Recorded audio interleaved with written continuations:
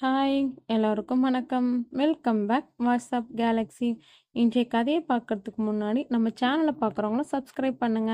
அப்படியே பெல் ஐக்கானையும் கிளிக் பண்ணுங்க. வாங்க இன்றைய கதைக்கு போகலாம். அர்ச்சனா கம்ப்யூட்டரை ஷட்டவுன் செய்தாள். மணி பார்த்தால் இரவு 1 மணியை நெருங்கிக் கொண்டிருந்தது. மிகவும் களைப்பாக உணர்ந்தாள். நேரம் மட்டும் போய்க்கொண்டே இருக்கிறது. ஆனால் இன்னும் வேலை முடிந்த பாடில்லை. அர்ச்சனா கடந்த ஜூலை மாதத்தோடு 27 வயது நிறைவு செய்திருந்தாள். திருமணமாகி 2 வருடங்கள் முடிந்திருந்தன. கணவன் சிவா தற்சமயம் கனடாவில் PhD படித்து கொண்டிருக்க, அர்ச்சனா தனியார் வங்கி ஒன்றில் நிதி பிரிவில் பணிபுரிகிறாள். தற்சமயம் மதுரையில் வளர் நகரில் தன் வீட்டில் தாயுடன் தங்கியிருக்கிறாள்.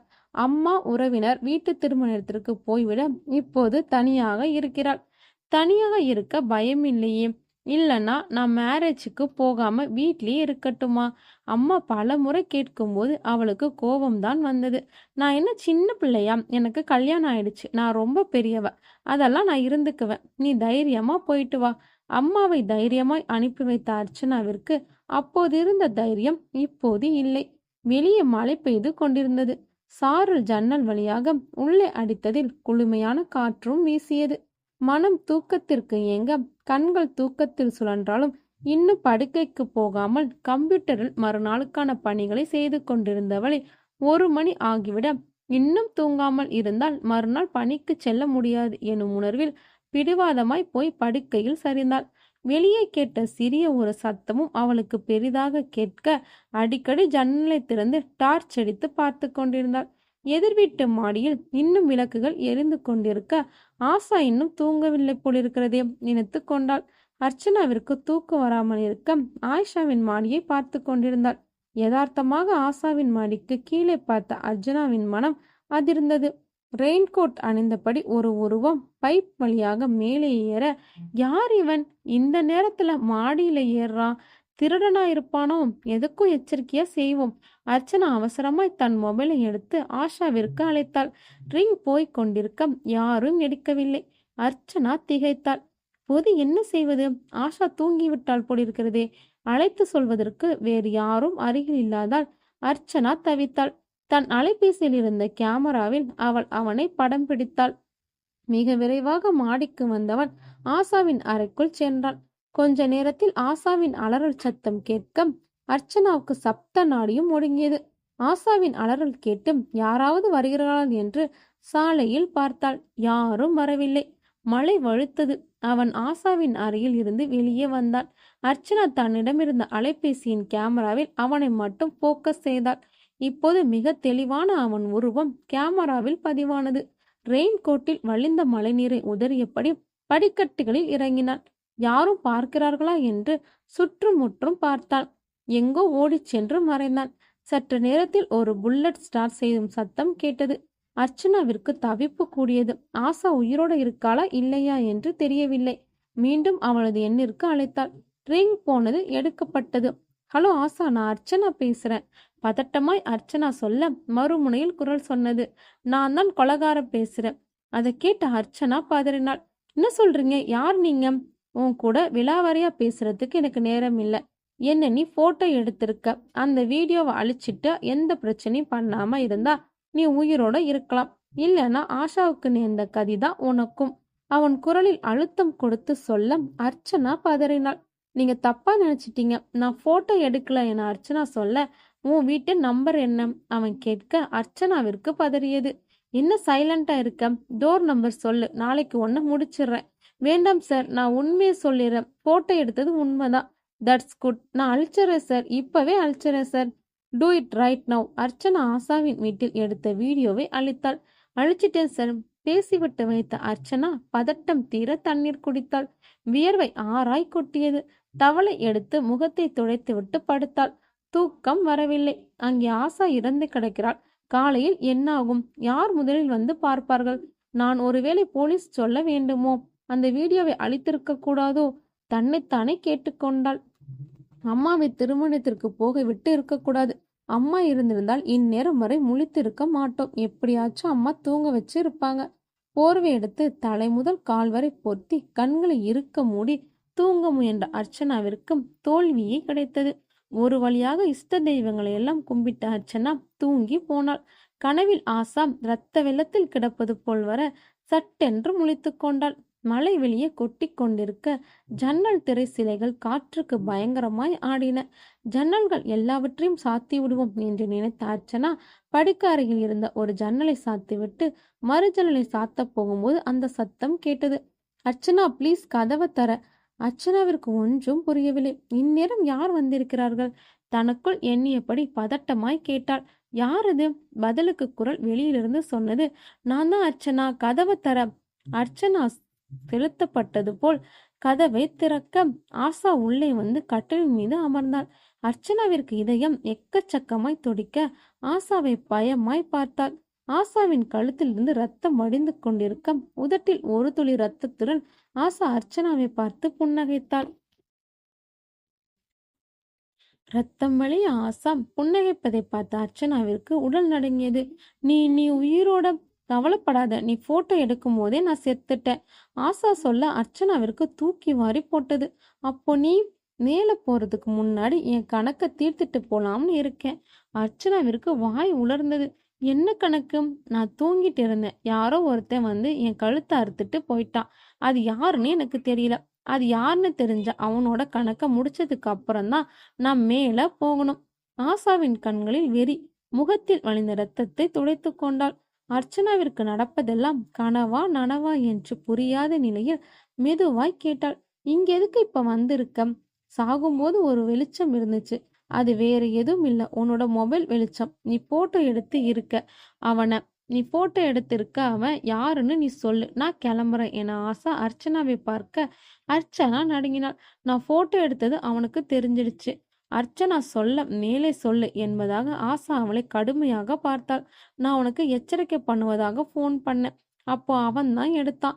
நான் எடுத்த போட்டோவை அழிக்கலன்னா தேடி வந்து கொல்லுவேன்னு மிரட்டினான். நான் பயந்துட்டு போட்டோவை அழிச்சிட்டேன். அர்ச்சனா ஒளிவாய் ஒரு வழியாய் தயங்கி தயங்கி கூற ஈ என்ற பெரிய சத்தம் ஆசாவிடமிருந்து வந்தது. என்னடி சொல்ற? எனக்கு தெரியணும். அவன் யாருன்னு எனக்கு தெரிஞ்சே ஆகணும். அவனை நீ தான் பார்த்திருக்க. நீ சொல்லு, இல்லைன்னா நான் உன்னை விட்டு போக மாட்டேன். ஆசாவின் முகம் கோரமாக அர்ச்சனா கண்களை மூடிக்கொண்டாள். அழ ஆரம்பித்தாள். தூரத்திலிருந்து பார்த்தேன். அதுவும் ஒரு நிமிஷம் பார்த்திருப்பேன், அவ்வளவுதான். அவன் ஹெல்மெட் வேற போட்டிருந்தான். நான் எப்படி உனக்கு உதவி பண்ண முடியும்? என்னை நம்பு ப்ளீஸ். உன் கதையை கேட்க நான் இங்க வரல. என்னால அதிக நேரம் இங்க இருக்க முடியாது. என் உடம்ப அடக்கம் பண்றதுக்குள்ள நான் மேல போயாகணும். எனக்கு இருக்கிற நேரம் ரொம்ப குறைவு. நீ கண்டிப்பா அவனை கண்டுபிடிக்கணும். எனக்கு வேற வழி இல்ல. ஆசா சொல்ல அர்ச்சனா கத்தினாள். என்னால முடியாது, தயவு செஞ்சு இங்கிருந்து போ. ஆசா ரத்தம் சொட்ட சொட்ட அர்ச்சனாவின் அருகில் வந்தாள். என்னடி சொல்ற? நான் என்ன கதையா சொல்லிட்டு இருக்கேன், கேட்டுட்டு முடியாதுன்னு சொல்ற? உனக்கு வேற வழி இல்ல. எனக்கு நீ உதவலன்னா உன்னை என்னோட கூப்பிட்டுட்டு போவேன். இது கண்டிப்பா நடக்கும். ஆசாவின் மிரட்டலில் அர்ச்சனா அதிர்ந்தாள். யதார்த்தமாக தரையை பார்த்த அர்ச்சனா திகைத்தாள். தரை பளிச்சென்று சுத்தமாக இருந்தது. ஆசாவின் உடம்பிலிருந்து சொட்டிய ரத்தம் எதுவும் தரையை தொடவில்லை. என்ன அப்படி பாக்குற? இல்ல, ரத்தம் கீழே இல்ல. நான் சாகும்போது உன்னோட மொபைல் வெளிச்சம் மட்டும்தான் என் மனசுல இருந்துச்சு. நீ மட்டும்தான் என் மனசுல இருந்த. அப்போ உனக்கு மட்டும்தான் என் உருவம் கண்ணுக்கு தெரியும், வேற யாருக்கும் தெரியாது. அதனாலதான் இங்க இருக்கிறத நினைச்சு நீ கவலைப்படாத. எனக்கு வேண்டியதை அவன் யாருன்னு நீ கண்டுபிடிச்சு கொடுக்குற. நாளைக்கு காலையில போலீஸ் வரும். என் உடம்ப எடுத்துட்டு போயிட்டு அடாப்சி பண்ணுவாங்க. எனக்குன்னு யாரும் இல்லை. அதனால மாச்சுவரில் என் பாடியை வச்சிருப்பாங்க. என் பாடியை அடக்கம் பண்றதுக்கு முன்னாடி நான் அவனை முடிச்சாகணும். ஒருவேளை போலீஸ் அவனை கண்டுபிடிச்சா அவனை ஜெயில போட்டுருவாங்க. அப்ப என்னால ஒன்றும் பண்ண முடியாது. அதனால் நீ சீக்கிரமா அவனை யாருன்னு கண்டுபிடி சொன்ன ஆசா ரத்தத்தை துடைத்தபடி அமர்ந்திருந்தாள். நீண்ட பெருமூச்சு விட்ட அர்ச்சனா தொப்பென்று சேரில் அமர்ந்தாள். என்ன முடிவு பண்ணிருக்க என ஆசா கேட்க, ஒரு வழி இருக்கு, முயற்சி பண்ணி பாக்குறேன். என்ன வழி? ரெக்கவரி சாஃப்ட்வேர் மூலம் அழிச்ச வீடியோவை திரும்ப எடுக்க முடியாமான்னு முயற்சி பண்ணி பாக்குறேன். அது எப்ப பண்ண போற? நாளை காலைல 10 மணிக்கு கடை திறந்த உடனே போய் பண்றேன். உன்னை நம்புறேன். என்னோட எல்லை கொஞ்சம் தூரம்தான். என்னால உன் கூட எங்கேயும் வர முடியாது. ஆசா சொல்ல அர்ச்சனா தலையசைத்தாள். நீ தூங்கலாம் என ஆசா சொல்லிவிட்டு பார்வையிலிருந்து மறைந்தாள். அர்ச்சனாவிற்கு நடந்ததெல்லாம் நம்பிக்கைக்கு மாறாக இருந்தாலும் நடந்திருக்கிறதே என்ற எண்ணம் அவளை தூங்க விடாமல் முழித்து கொண்டிருக்கும்படி செய்தது. ரெக்கவரி சாஃப்ட்வேர் மூலம் அந்த வீடியோ கிடைக்குமா? அப்படி கிடைத்தால் ஆசா என்னை விட்டுடுவாளா? ஆசாவின் மனதில் திரும்ப திரும்ப இந்த எண்ணமே ஓடியது. எப்போது தூங்கினாள் என்று தெரியாமல் அவளும் தூங்கியிருக்க முழிப்பு வந்தவுடன் மணி பார்த்தாள். மணி 9 ஆயிருக்க அதிர்ந்தாள். இவ்வளவு நேரம் தூங்கிவிட்டோம். ஜன்னல் வழியாக ஆசாவின் அபார்ட்மெண்டை பார்த்தாள். ஆம்புலன்ஸ் நின்று கொண்டிருந்தது. சற்று தள்ளி ஒரு போலீஸ் ஜீப் நின்று கொண்டிருந்தது. பாத்ரூமில் நுழைந்த ஷவரை திறந்தாள். குளிர்ந்த நீர் உச்சந்தலையில் பட கொஞ்சம் ஆசுவாசமாக இருந்தது. உடை மாற்றிக்கொண்டு கதவை பூட்டினாள். தன் ஹோண்டா ஆக்டிவாவை எடுத்தாள். 10 நிமிடங்களில் மொபைல் ஷாப் வர அங்கு சென்றாள். புன்னகைத்த இளைஞன் ஒருவன் என்ன வேண்டும் மேடம் என்று கேட்டான். சுற்றுமுற்றும் பார்த்து கொண்ட ஆசாம், என் மொபைல்ல ஒரு வீடியோ அழிச்சிட்டேன். அது திரும்ப கிடைக்குமா? ரெக்கவரி சாஃப்ட்வேர் எதுவும் ட்ரை பண்ண முடியுமா? பார்த்து சொல்றேன் மேடம். மொபைலை வாங்கி கொண்டு உள்ளே சென்றான். ஒரு அரை மணி நேரத்திற்கு பின் மீண்டும் வந்தான். மேடம் டைம் சொல்லுங்க. எந்த வீடியோ? நேத்து நைட் ஒரு 1:30 மணிக்கு. உள்ளே போனவன் மீண்டும் வெளியில் வந்தான். பண்ணிட்டேன் மேடம். அந்த வீடியோ உங்க மொபைல்ல இருக்கு. அவன் சொல்ல நிம்மதி பெருமூச்சு விட்டு அர்ச்சனா யதார்த்தமாய் திரும்பி பார்க்க உச்சமாய் அதிர்ந்தான். ஆசாவை கொலை செய்த அவன் புன்னகையுடன் அர்ச்சனாவை பார்த்து கொண்டு நின்றிருந்தான். ஆசாவை கொலை செய்தவன் புன்னகையுடன் நின்று கொண்டு தன்னை பார்ப்பதை உணர்ந்த அர்ச்சனா எக்கச்சக்கமாய் அதிர்ந்தாள். மொபைலை அவசர அவசரமாய் வாங்கி கொண்டு நகர முயன்றவளை அவன் குரல் தடுத்து நிறுத்தது. எங்கே இந்த பக்கம்? யார் நீங்க? அர்ச்சனா அவனை தெரியாதது போல் கேட்க, இந்த வருஷம் தேசிய விருது கமிட்டிக்கு உன் பேரை சொல்லிடுறேன். நல்லா நடிக்கிற. அவன் சொல்ல அர்ச்சனா துணுக்குற்றாள். என்ன உனக்கு தெரியுமா தெரியாதாம்? அவன் மிரட்டும் தோணியில் கேட்க அர்ச்சனா பணிந்தாள். தெரியும் சார். அந்த மொபைலை கொண்டா. அவன் கேட்க அர்ச்சனா திக்கென்று அதிர்ந்தாள். சார் நேத்தே உங்க வீடியோவை நான் அழிச்சிட்டேன். அது இருக்கட்டும், உன் மொபைலை கொண்டா. அவன் அர்ச்சனாவின் அருகில் வர, இவனிடம் மொபைலை கொடுத்தால் இவன் ஒன்று மொபைலை கொண்டு போய் விடுவான், அல்லது மொபைலில் இருக்கும் வீடியோவை அழித்து விடுவான். இரண்டில் எது நடந்தாலும் ஆசா என்னை விடமாட்டாள். மொபைலை கொடுக்காமல் இருந்தால் இவன் என்னை விடமாட்டான். என்ன ரொம்ப யோசிச்சுட்டு இருக்க என்றபடி அருகில் வந்தவன் அவள் கையில் இருந்த மொபைலை பிடுங்கினான். அதை ஓபன் செய்ய முயல போன் லாக் செய்யப்பட்டிருந்தது. ஓபன் பண்ணு என்றபடி மொபைலை அர்ச்சாவினிடம் மீண்டும் கொடுத்தான். அதை வாங்கிய அர்ச்சனா அவனை தயக்கமாய் பார்த்தாள். சொல்றது காதல கேட்கலையாம். ஓபன் பண்ணடி. அவன் முகம் கொடூரமாய் மாறியது. அர்ச்சனா பேட்டர்ன் லாக் ரிமூவ் செய்து கொடுத்தாள். அவன் மொபைலில் வீடியோக்களின் ஒன்றன் பின் ஒன்றாக ஓடவிட்டான். அடுத்து அவன் இருக்கும் வீடியோதான். கடவுளே காப்பாத்தும் என அர்ச்சனா இஷ்ட தெய்வங்களை வேண்டிக் கொண்டாள். அவன் அந்த வீடியோவை பார்க்க முயன்ற அந்த நொடியில் மொபைல் பேட்டரியின்றி அணைந்தது. ஷெய் என்றவன் முகத்தில் ஏமாற்றம். அர்ச்சனா நிம்மதியாக உணர்ந்தாள். கொஞ்ச நேரம் அர்ச்சனாவின் முகத்தை ஒன்றும் சொல்லாமல் மௌனமாக பார்த்தவன், நிஜமாவே வீடியோவை நீ அழிச்சிட்டியான்னு கேட்டான். சத்தியமா அந்த வீடியோவை நான் அழிச்சிட்டேன். இப்ப எதுக்கு இந்த கடைக்கு வந்திருக்க? அவன் அவள் கண்களையே பார்க்க அர்ச்சனா சற்றும் தயக்கமின்றி அந்த பொய்யை சொன்னாள். என் மொபைல்ல பேட்டரி கம்ப்ளீட்டா, அதான். நான் உன்னை கண்காணிச்சுட்டு தான் இருப்பேன். நீ ஏதாவது வில்லங்கமா பண்ணுனா அவளுக்கு நேர்ந்த கதி தான் உனக்கும், புரியுதா? அவன் மிரட்ட அர்ச்சனா பயந்து போய் தலையசைத்தாள். அவன் சாலையை கடந்து எதிர்ப்புறம் நின்றிருந்த தன் புல்லட்டில் ஏறி அமர்ந்து ஸ்டார்ட் செய்தான். அதிவேகமாய் மறந்து சென்றான். கொஞ்ச நேரம் அவன் புள்ளியாய் மறைவதை பார்த்து கொண்டு நின்ற அர்ச்சனா மொபைலை தன் ஹேண்ட்பேக்கில் போட்டுக்கொண்டு ஹோண்டா ஆக்டிவை ஸ்டார்ட் செய்தாள். ஆசாவின் வீட்டில் வாகனங்கள் ஒன்றுமில்லை. ஒரு போலீஸ்காரன் மட்டும் அங்கே நின்று கொண்டிருக்க மெதுவாய் எட்டி பார்த்த அர்ச்சனா தன் அப்பார்ட்மெண்ட்டுக்கு வந்தாள். லிப்டில் ஏறி தன் பிளாட்டிற்கும் வந்தாள். கதவு திறந்திருக்க ஆச்சரியப்பட்ட அர்ச்சனா அம்மாவின் குரல் வரவேற்றது. என்னடி, ஒரு நாள் நைட்டு நான் வீட்டில் இல்லை, வீட்டை இப்படி வச்சிருக்க? பொருள் எல்லாம் அப்படியே இறஞ்சு கிடக்குது. என்ன பண்ண? அர்ச்சாவின் மனம் திக் திக் என்று அடித்து கொண்டது. வீட்டில் ஆசா இருக்கிறாள். அது தெரியாமல் அம்மா பாட்டிற்கு ஏதேதோ சொல்லி கொண்டிருக்கிறாள். அர்ச்சனா என அம்மா கூப்பிட்டா. சொல்லுமா, இன்னைக்கு அம்மன் கோயிலுக்கு போயிட்டு வரலாமா?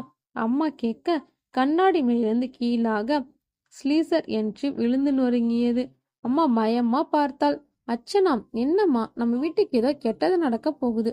அம்மாவின் குரல் அர்ச்சனாவின் வயிற்றில் பிரளயத்தை உருவாக்கியது. என்னம்மா சொல்ற என அமைதியா இருக்க மாட்டியா? அர்ச்சனா கேட்க, இல்ல அர்ச்சனா, வீட்டில் கண்ணாடி உடையிறது கெட்ட சகனம். அதுவும் கோயில் பத்தி பேசும்போது கண்ணாடி உடஞ்சிச்சுன்னா ரொம்ப கவனமா இருக்கணும். அம்மா கவலையா சொன்னாள். சரி விடுமா, கோயிலுக்கு போயிட்டு துர்க்கைக்கு விளக்கு போடுவோம், சரியா போய்படும்.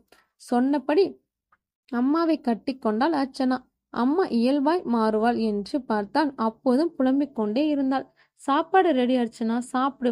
அம்மா சொல்ல சரிம்மா என்ற அர்ச்சனாவின் மனம் ஆசாவை தேடியது.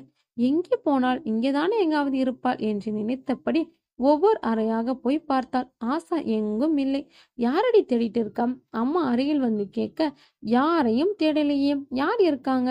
நம்ம வீட்ல நீ நான் மட்டும்தான் இருக்கோம். அர்ச்சனா பட்டென்று சொல்ல அம்மா தலையசைத்தாள். இல்ல, யாரையோ தேடிட்டு இருந்த மாதிரி தோணுச்சு. அம்மா சொல்ல அர்ச்சனா சுதாரித்தாள். நான் மாடிக்கு போறேன் சொன்ன அர்ச்சனா வெளியே வந்து படிக்கட்டுகள் ஏற முயல திடுக்கிட்டாள். அங்கே ஆசா புன்னகையுடன் அமர்ந்திருந்தாள். என்னாச்சு போன காரியம்? அந்த வீடியோ திரும்ப கிடைச்சிருச்சு அர்ச்சனா சொல்ல ஆசாவின் முகத்தில் ஒரு புதிய உணர்வு. அதை ஓபன் பண்ணி காட்டு. அர்ச்சனா வீடியோவை ஓடவிட்டாள். அவன் பைப் வழியாக மேலே ஏறியது. பின் ஆசாவின் அறையிலிருந்து ஆசா கத்தியதும் ரெயின்கோட் அணிந்தபடி முகத்தில் விழுந்த மலைத்துறை துடைத்தபடி அவன் முகம் க்ளோஸ்அப்பில் பதிவாகியது. எல்லாவற்றையும் பார்த்த ஆசாவின் முகம் மாறியது. அர்ச்சனா ஆசாவை கூப்பிட்டாள். அர்ச்சனா அவளையே பார்க்க அவன் முகம் கிளியரா இல்ல. ஆசா கவலையா சொல்ல அர்ச்சனாவிற்கு ஆசாவின் மேல் பரிதாபம் வந்தது. இப்ப என்ன பண்ண போற? இங்கிருந்து போவியா போக மாட்டியா? அர்ச்சனா ஆசாவை கேட்டாள். அர்ச்சனாவே பார்த்த ஆசாவின் முகம் மாறியது. ஐயோ அம்மா, வேண்டாம், என்னை விடுங்க. ஆசா பயங்கரமா அலறியபடி துடித்தாள். ஒன்றும் புரியாமல் அர்ச்சனா திகைத்து போய் பார்க்க, அர்ச்சனா ப்ளீஸ் அவங்க கிட்ட சொல்லு. என்ன அறுக்குறாங்க, என் உடம்ப துண்டா போடுறாங்க. வேண்டாம்னு சொல்லு ப்ளீஸ் ப்ளீஸ். அர்ச்சனா, என்னால முடியல. ஐயோ, எனக்குன்னு யாருமே இல்லையா? யாராவது காப்பாத்துங்க, என்னை விடுங்க விடுங்க. ஆசா அழுதபடி கீழே விழுந்தாள். உருண்டு புரண்டாள். ரொம்ப வலிக்குது அர்ச்சனா, டாக்டரை போக சொல்லு. அர்ச்சனாவிற்கு புரிந்தது. ஆசாவின் உடம்பை போஸ்ட்மார்ட்டம் செய்து கொண்டிருக்கிறார்கள் என்று. அழும் ஆசாவை பார்த்து கொண்டிருந்தாள் அர்ச்சனா. கொஞ்ச நேரம் அழுத ஆசா எழுந்தாள். அவள் விழிகள் சிவந்து இருந்தன. எனக்கு அவன் யாருன்னு தெரிஞ்சாகணும். அவனை காட்டு. வீடியோவை உன்கிட்ட காட்டிட்டேன். இதுக்கு மேல நான் என்ன பண்ணணும்?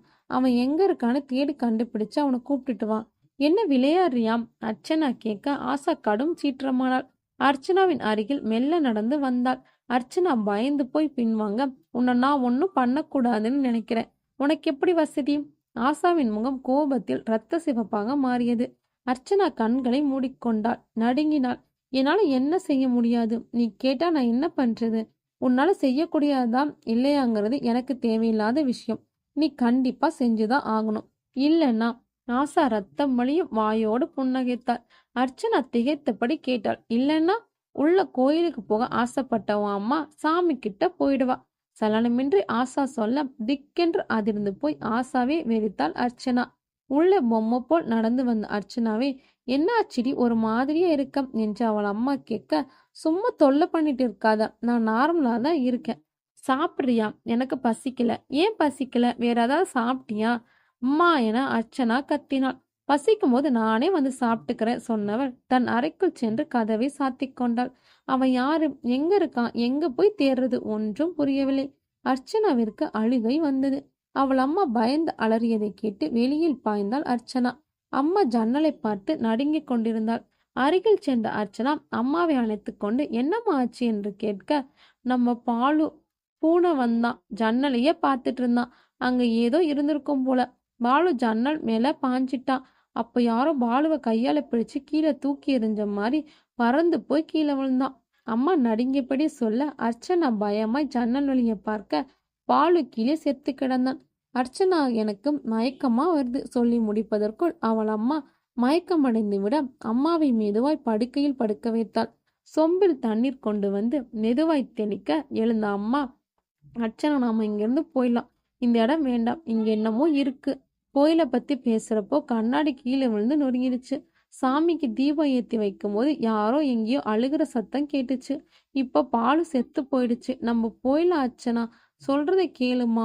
அம்மா பதட்டமாய் பேசிக்கொண்டே இருக்க, கொஞ்சம் அமைதியா இருமா. நீ பயப்படுற மாதிரி ஒன்றும் நடக்காது. நான் இருக்கேன்.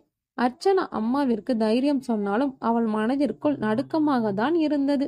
கொஞ்சம் வெளியே போய் காலார நடந்தால் அமைதியா இருக்கும் என்று யோசித்த அர்ச்சனா கதவை திறக்க ஆசா நின்றிருந்தாள். ஆசாவை பார்த்த அர்ச்சனாவிற்கு பயம் கோபம் இரண்டும் ஒரு சேர வர ஆதங்கமாய் கேட்டாள், அந்த பூனை என்ன பண்ணுச்சுன்னு அதை போய் கொண்டு இருக்க. ஆசா குழப்பமாய் அர்ச்சனாவை பார்த்தாள். என்ன சொல்ற? பூனைய நான் கொன்னேனா? நீ கொல்லாம வேற யாரு கொன்னாங்க பூனைய? ஜன்னலிருந்து வீசி எறிஞ்சு கொன்னிருக்க. அர்ச்சனா சொல்ல ஆசாவின் முகம் மாறியது. கண்கள் சிவந்தன. முகத்தில் வெறி ஏறியது. நிறுத்திடு என கோபமாய் கத்திய ஆசா, வீட்டை சுத்தி பார்க்கணும், சீக்கிரம் வா என ஆசாவின் படபடப்பு அர்ச்சனாவிற்கும் தொற்றிக்கொள்ள ஆசாவை பார்த்தாள். அர்ச்சனா, உனக்கு ஆபத்து. ஆசா சொல்ல அர்ச்சனா அதிர்ந்தாள். என்ன சொல்ற ஆசா?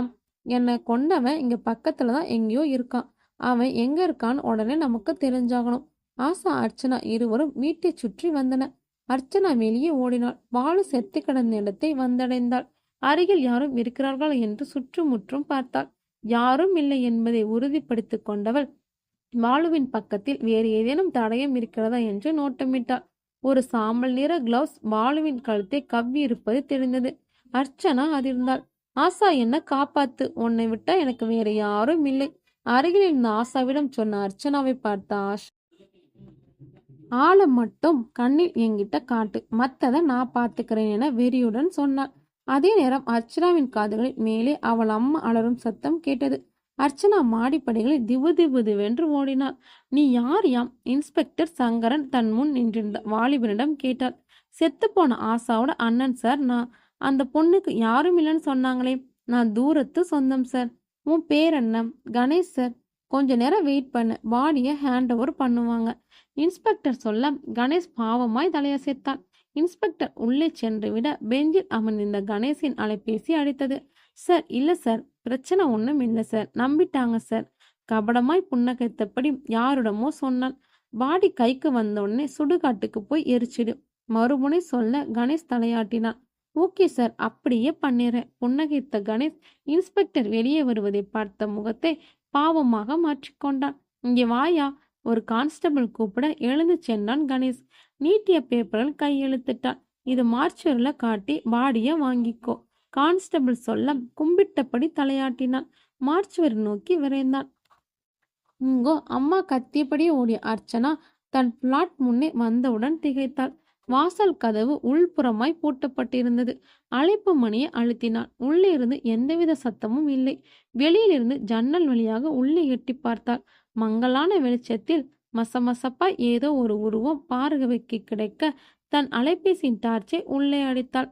அர்ச்சனாவை அதிர்ச்சி தாக்கியது. அந்த டார்ச் வெளிச்சத்தில் உள்ளே அவன் தெரிந்தான். எதையோ பரபரவென்று தேடிக்கொண்டிருந்தான். அர்ச்சனா உன்னிப்பாய் பார்க்க அவள் பார்வைக்கு அவளின் அம்மா கிடைத்தாள். நாற்காலியோடு சேர்த்து கட்டப்பட்டிருந்தாள். அர்ச்சனா காலிங் பெல்லை மீண்டும் விடாமல் அழுத்த அவள் எதிர்பாராத நேரத்தில் கதவை திறந்தான். அர்ச்சனா உள்ளே நுழைய கோணலாய் புன்னகைத்தான். இங்க எதுக்கு வந்திருக்கம் என அர்ச்சனா அவனை கோபமாய் பார்க்க, நீ என்னை வீடியோ எடுக்காம இருந்திருந்தா நான் இங்க வந்திருக்க வேண்டிய அவசியம் இல்லை.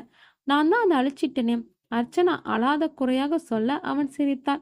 நானும் அப்படிதான் நம்பினேன். ஆனா அந்த செல்போன் கடைக்காரன் நானும் பல வருஷம் பழக்கம். பாவம், அது உனக்கு தெரியாம போயிடுச்சு. பேசிக்கொண்டே அவன் தன் பாக்கெட்டில் இருந்து ஒரு கத்தியை எடுத்தான். அது கூர்மையாக மின்னியது. கடவுளே, என் பொண்ணை காப்பாத்து என அர்ச்சனாவின் அம்மா பெருங்குரல் எடுத்து அழுதாள். உஸ், கத்தினால் குரல் வழியை அறுத்திடுவேன் அவன் எச்சரிக்க வாயை கைகளால் பொத்தியபடி விசித்தாள் அவள் அம்மா. அர்ச்சனா அவனை உறைந்து போய் பார்க்க, நீ என்கிட்ட சொன்ன பொய்யால் உன் வாழ்க்கை முடிய போகுது. கபடமாய் புன்னகைத்தபடி அர்ச்சனாவின் அருகில் அவன் நெருங்க அர்ச்சனாவின் அம்மா மீண்டும் அலறினாள். வேண்டாம், என் பொண்ணை விட்டுடு என அலறிய அர்ச்சனாவின் அம்மாவிடம் சென்றான். எத்தனை முறை சொல்றது, கத்திக்கிட்டே இருக்க பேசியவன் நிமிட நேரத்தில் கத்தியால் அவள் கழுத்தை அறுக்க ரத்தம் பீரிட்டது. நாற்காலியில் கட்டப்பட்ட நிலையிலும் அவள் உடம்பு துடித்தது. அர்ச்சனா ஆவேசமானாள். டேய் என்றபடி அவன் மேல் பாய அவன் விலகி கொண்டு ஓங்கி அறைந்தான். அர்ச்சனா கீழே விழுந்தாள். ஆசா, எங்கே இருக்க, என் முன்னாடி வா என அர்ச்சனா கத்த ஆசா அவள் முன் நின்றாள். அவன் சிரித்தான். ஆசாவா? அவ எங்கிருந்து வரப்போறா? கத்திலிருந்து ரத்தத்தை கைகளால் துடைத்த பின் அர்ச்சனாவை நெருங்கினான். அவனை கொல்ல ஆசா, ஏன் தயங்குற? அர்ச்சனா வெறித்தனமாய் கூச்சலிட அவன் கழுத்துல இருக்கிற சிலுவையை எடு அர்ச்சனா சொல்ல ஆசாவின் விழிகளில் வெறி அர்ச்சனாவிற்கு புரிந்தது. கத்தியை பாய்ச்ச முயன்றவின் கையை தன் ஒரு கையால் பிடித்து கொண்டு மறு கையால் அவன் கழுத்தில் இருந்த அந்த சிலுவை டாலர் செயினனை பிடித்து இழுத்தாள். அவள் வெறித்தனமாக இழுத்ததில் அது கையோடு வர அவன் ஆத்திரமானான். யாருக்கிட்டடி நாயே என சொன்னவன் வாயை மூடும் முன் பயங்கரமாய் அறைப்பட்டான். ஆசா ரவுத்திரமாய் அவன் முன் நின்றாள். அவன் பார்வைக்கு அப்போதான் ஆசா தெரிந்தாள். ஏய், நீ எப்படி இங்க? நீ இன்னும் சாங்கலையா? செத்துட்டேன்டா, உனக்காக தான் இன்னும் காத்துக்கிட்டு இருக்கேன். யார் ராணி? என்னை எதுக்காக கொன்ன? சொல்லுடா. அவன் கழுத்தில் ஆசாவின் கால் மிதிக்க அவன் சுவாசம் தடைப்பட்டது. அப்போ அதை நான் சொல்லாத வரை நீ என்ன கொல்ல மாட்ட. அவன் சொல்ல அர்ச்சனா கத்தினாள். அவனை கொன்னுடு ஆசா. ஆஷா தயங்கினாள்.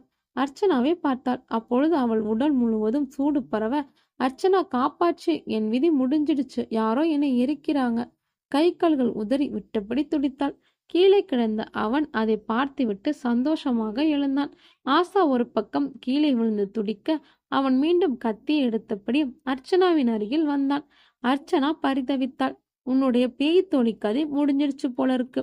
எங்க ஆளு இந்நேரம் அவளோட உடம்ப எரிச்சிட்டு இருப்பான். மிஞ்சி போனா இன்னும் 1/2 மணி நேரத்துல அவ சாம்பல் ஆயிடுவா. நக்கலாய் சொல்லியபடி அர்ச்சனாவின் கழுத்தில் கத்தியை வைத்து அறுக்க போன அந்த நொடியில் தலையில் பலமாய் தாக்கப்பட்டான். பாதி எரிந்த நிலையில் ஆசா நின்று கொண்டிருந்தாள். கீழே விழுந்த அவனின் கழுத்தில் மிதிக்கத் தொடங்கிய ஆசா நிறுத்தாமல் இன்னும் அழுத்தமாய் மிதித்தாள். அவன் சுவாசம் தடைப்பட்டு காற்றுக்கு போராடினான். கை கால்கள் வெட்டி வெட்டி இழுத்தான். கொஞ்ச நேரத்தில் கண்கள் நிலை குத்தி விட்டதை பார்த்தபடி இறந்தான். அர்ச்சனா ஆசாவின் நெகிழ்ச்சியுடன் பார்த்தாள். அம்மா பதட்டமாய் ஓடிச் சென்று அவள் அம்மாவை பார்க்க அவள் இறந்திருந்தாள். அம்மாவை கட்டிக்கொண்டு அர்ச்சனா அழுதா. அர்ச்சனாவை ஆசா கூப்பிட்டாள். ஒன்றும் சொல்லாமல் அர்ச்சனா ஆசாவை பார்க்க, நான் கிளம்புறேன். 5 நிமிஷம் இல்லைன்னா 10 நிமிஷம், அவ்வளவுதான். என் உடம்பு முழுக்க எரிஞ்சு முடிய போகுது. ஆசாவை பார்த்த அர்ச்சனா கேட்டாள், எங்க போற? என்னால இனி இங்க இருக்க முடியாது. என் உடம்பு எரிஞ்சு முடிய போகுது. செத்தவன் யாருன்னு உனக்கு தெரியுமா? எதுக்காக உன்னை கொலை பண்ணாங்கன்னு உனக்கு தெரியுமா? அர்ச்சனா கேட்க, ஆசா மௌனமாய் நின்றாள். அது இனிமேல் என்னால் தெரிஞ்சுக்க முடியாது அர்ச்சனா. ஏன் முடியாது? நீ கண்டிப்பா தெரிஞ்சுக்கணும். தெரிஞ்சுக்கிறது மட்டுமில்ல, அதற்கு காரணமானவங்கள பழி வாங்கணும். என்ன சொல்ற அர்ச்சனா? அதுக்கு என்னால் என்ன பண்ண முடியும்? உனக்கு ஒரு உடம்பு இருந்துச்சுன்னா உன்னால முடியும் இல்லையா? ஆமா என ஆஷாவின் உடம்பிலிருந்து சாம்பல்கள் உதிரத் தொடங்க, ஆசா நீ எனக்குள்ள வா, என் கூட இரு. அர்ச்சனா கத்தினாள். ஆசா தயங்கினாள். சொன்னா புரியாதடி உனக்கு, சீக்கிரம் வாடி, எனக்குள்ள வா. அர்ச்சனா உச்சந்தாயில் கத்தம். ஆசா தன் உடம்பில் இருந்த மிச்ச சாம்பலையும் உதறிவிட்டாள். அர்ச்சனாவிற்குள் ஆசா நுழைய அர்ச்சனாவின் உடம்பு தூக்கி போட்டது. அர்ச்சனா வலி பொறுக்க முடியாமல் கீழே விழுந்து துடித்தாள். கொஞ்ச நேரத்தில் மெல்ல எழுந்தாள். கீழே செத்து கிடந்தவனை பார்த்தாள். புன்னகைத்தாள். அவன் மொபைல் அடிக்க எடுத்தாள். காதில் வைத்தபடி மௌனமாயிருக்க மறுமுனையில் குரல் கேட்டது. என்ன சங்கர், அர்ச்சனாவை முடிச்சிட்டியா? அர்ச்சனாவை முடிப்பதற்கு ஆசா விடல. அவள் சொல்ல மறுமுனை அதிர்ந்தது. ஏய், யார் பேசுறது? சங்கர் மொபைல் எப்படி உன்கிட்ட கிடைச்சது? சங்கர் செத்துட்டான். என்ன சொல்ற? சங்கர் செத்துட்டானா? எப்படி? நான் தான் கொன்னேன். மறுமுனை ஆத்திரமடைந்து கேட்டது. உன்னை சும்மா விட மாட்டேன். நாங்க யாருன்னு தெரியாம விளையாடுற. ஆமாண்டா, தெரியாததால தான் விளையாடுற. தெரிஞ்சிருந்தா எல்லாரும் செத்திருப்பீங்க. சொல்லிவிட்டு பயங்கரமாக சிரித்தாள் அர்ச்சனா. அம்மா இறந்து 1 வாரம் ஆகியிருந்தது. இந்த 1 வாரத்தில் இறந்தவனை பற்றியும் அம்மாவை பற்றியும் காவல்துறை வந்து விரிவான விசாரணை நடத்திவிட்டு போய்விட்டது. ஆனால் இதுவரை அவர்களுக்கும் எந்த தகவலும் கிடைக்கவில்லை. இறந்தவன் யார் என்பது குறித்து அர்ச்சனாவும் போலீஸ் ஸ்டேஷனுக்கு செல்வதை தவிர்க்க தொடங்கிவிட்டாள். ஆசா தனக்குள் வந்தது மட்டுமே அவளுக்கு தெரியும். ஆனால் அவள் மிகவும் இயல்பாகத்தான் இருந்தாள். சில நேரங்களில் அவளுக்கே சந்தேகமாக இருந்தது. உண்மையில் ஆசா தனக்குள் இருக்கிறாளா அல்ல தன்னை விட்டு போய்விட்டாளா என்று. கன நேரத்தில் வாழ்க்கை மாறி போய்விட அர்ச்சனாவிற்கு எல்லாமே வெறுத்து போனது. கணவன் சிவா ஸ்கைப்பில் ஆறுதல் தெரிவித்ததோடு சரி, வீட்டில் இருந்தால் அம்மாவின் நினைவுகள் வந்து கொண்டே இருக்கின்றன என்று அடிக்கடி வெளியே சுற்றி கொண்டிருந்தாலும் அர்ச்சனாவால் இன்னும் இயல்பு நிலைக்கு திரும்ப முடியவில்லை. இறந்தவனை சேர்ந்த எவரும் வீட்டிற்கு வருவார்கள். அவர்கள் குறித்து மேற்கொண்டு தகவல்களை திரட்டலாம். அவர்கள் யார், எங்கிருக்கிறார்கள் என்பது தெரிந்து கொள்ளலாம் என்று அதே வீட்டில் இருந்தாள். ஆனால் அவள் நினைத்ததற்கு மாறாக யாரும் அவளை தேடி வரவில்லை. அர்ச்சனாவிடம் மிஞ்சி இருந்தது அந்த கொலைகாரனோட போட்டோ. அதுவும் அலைபேசியில் இருந்ததால் உற்று பார்த்தால் மட்டுமே முகம் தெளிவாக தெரியும் அளவிற்கு இருந்தது. அன்று சனிக்கிழமை. மனம் சரியில்லாத அர்ச்சனா அழகர் கோவிலுக்கு சென்று வரலாம் என்று கிளம்பினாள். வழக்கமாக கேப் புக் செய்து போகும் அவள் அன்று அதை தவிர்த்தபடி அரசு பேருந்தில் பயணித்தாள். ஜன்னல் வழியே வீசிய காற்று அர்ச்சனாவின் முகத்தில் மோத கொஞ்சம் ஆறுதலாய் உணர்ந்தாள். கோவிலுக்கு சென்று அழகரை தரிசனம் செய்துவிட்டு மீண்டும் பேருந்திற்கு காத்திருந்தாள்.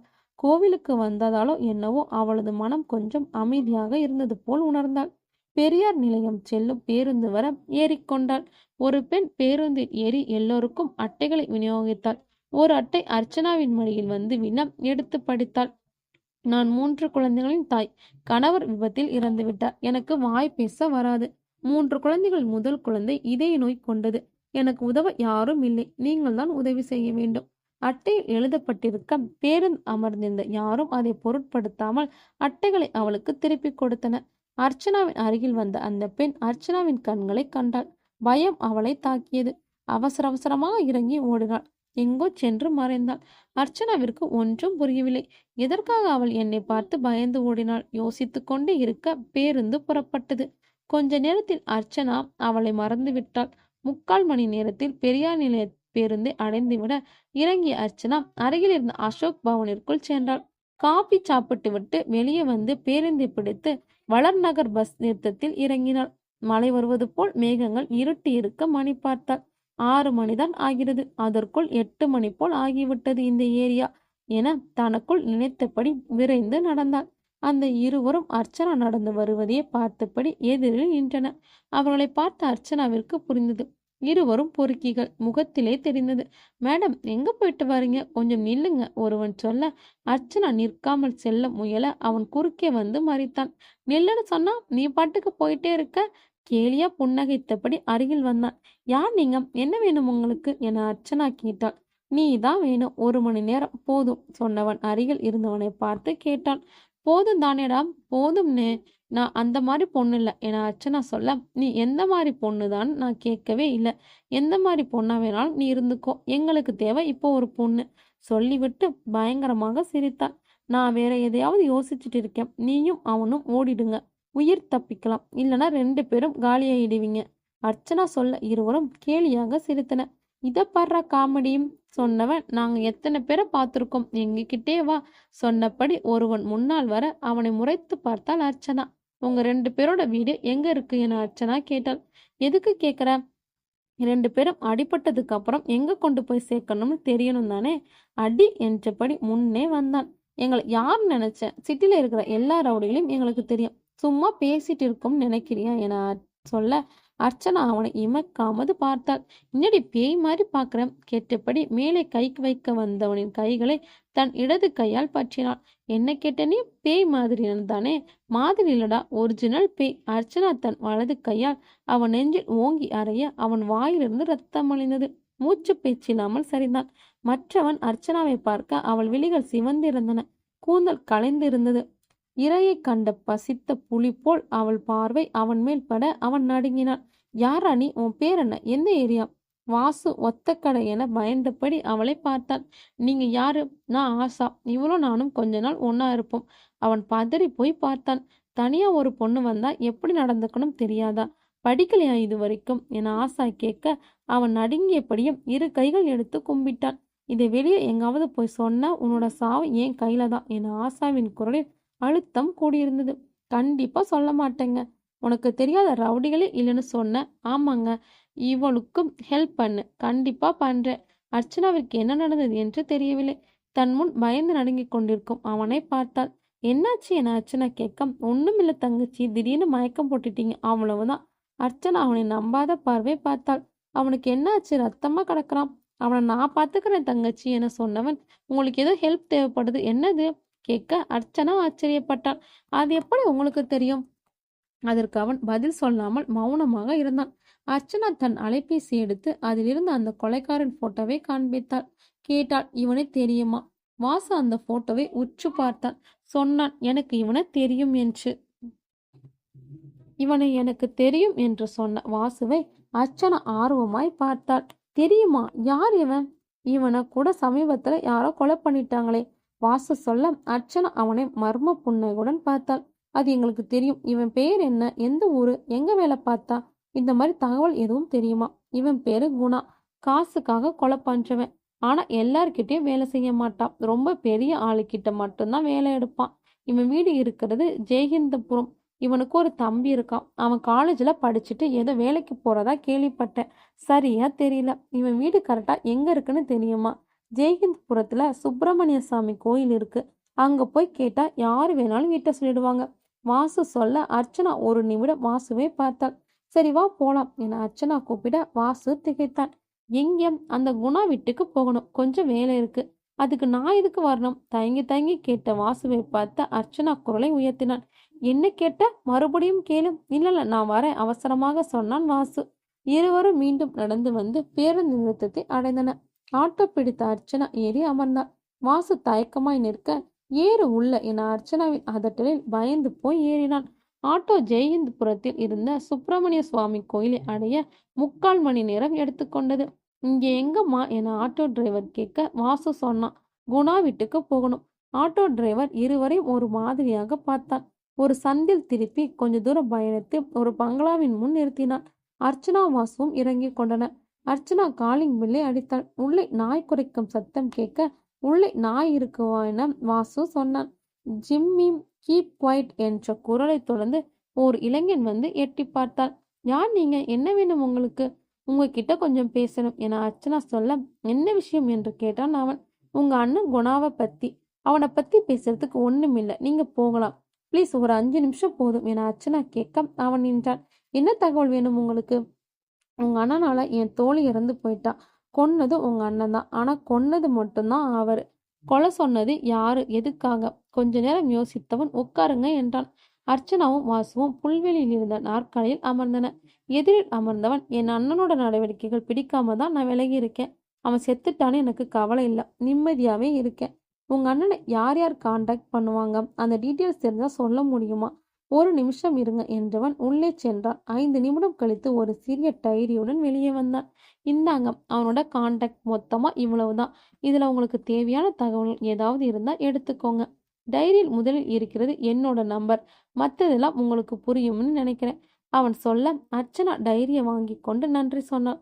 உங்க பேர் என்ன? அர்ச்சனா கேட்க கிரண் என் சொன்னவிடம் விட பெற்று வந்தன. நடப்பது எல்லாம் குழப்பமாய் பார்த்து கொண்டிருந்தான் வாசு. அவங்க கிட்ட நீங்க சொன்னது நிஜமா? என்ன சொன்னது நிஜமா? உங்க ஃப்ரெண்டை அவன் கொன்னுட்டான்னு சொன்னது? ஆமா நிஜம்தான். வாசு அர்ச்சனாவை பயமாய் பார்த்தான். அப்போ இவள் ஃப்ரெண்டுன்னு சொன்னவ இவ கூட தான் இருக்கா. ஆனா இவளுக்கு தெரியல. தனக்குள் குழம்பியவனை பார்த்து புன்னகைத்த அர்ச்சனா, எனக்கு உனக்குள்ளேயே யோசனையா? இல்ல நான் வீட்டுக்கு போகலான்னு யோசிச்சேன். போ, உன் ஃபோன் நம்பர் கொடுத்துட்டு போ. நம்பர் எதுக்கு என வாச தயங்க அர்ச்சனா அவனை நிமிர்ந்து பார்த்தாள். ஆசாவின் நினைவுக்கு வாசுக்கு வர பதறி போனவன் உடனடியாக நம்பரை கொடுத்தான். எந்த உதவி வேணாலும் கூப்பிடுங்க தங்கச்சி சொன்னவனை வித்தியாசமா பார்த்த அர்ச்சனா, திடீர்னு எப்படி இப்படி மாறின என கேட்டாள். மௌனம் காத்த வாசம், நான் கிளம்புறேன், அங்க ஒருத்தன் ரோட்ல கிடக்குறான், அவனை ஹாஸ்பிட்டலுக்கு கொண்டு போகணும் சொன்னவன் விடை பெற்று செல்ல அர்ச்சனா ஒரு கேப் புக் செய்து வீட்டிற்கு சென்றாள். முதல் வேளையாக அந்த டைரியை திறந்து எத்தனை எண்கள் உள்ளன என்று பார்த்தாள்.